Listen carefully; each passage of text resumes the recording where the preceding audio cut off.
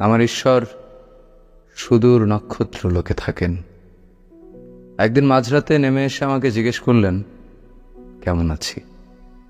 উল্টে আমি জানতে চাই তিনি কেমন আছেন। উত্তর দেন, তুমি তো জানো চারদিকে ঘুমন্ত পিপাসার মধ্যে আমার বাস।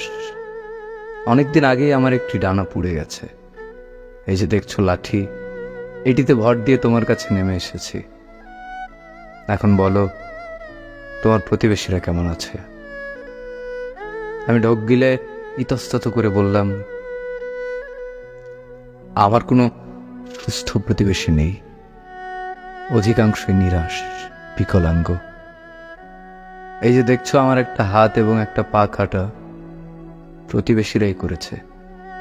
তারা পরস্পর কাটাকাটি করে আমার দরজায় যে রাতে এসে লাথি মারল, সেই রাতেই আমি জানলার গরাদ ভেঙে তোমার কাছে পালিয়ে গেলাম।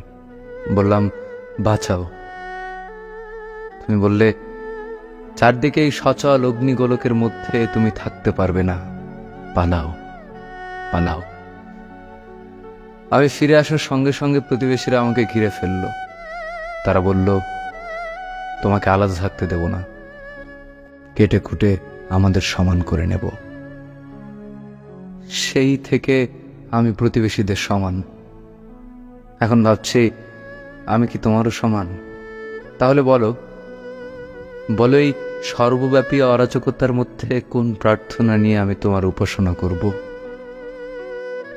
অগ্নিগোলকের দিকে ভেসে যেতে যেতে ঈশ্বর মৃদু হেসে বললেন, অনন্ত আগুনের মধ্যে কিভাবে থাকতে হয় আমাকে দেখে শিখে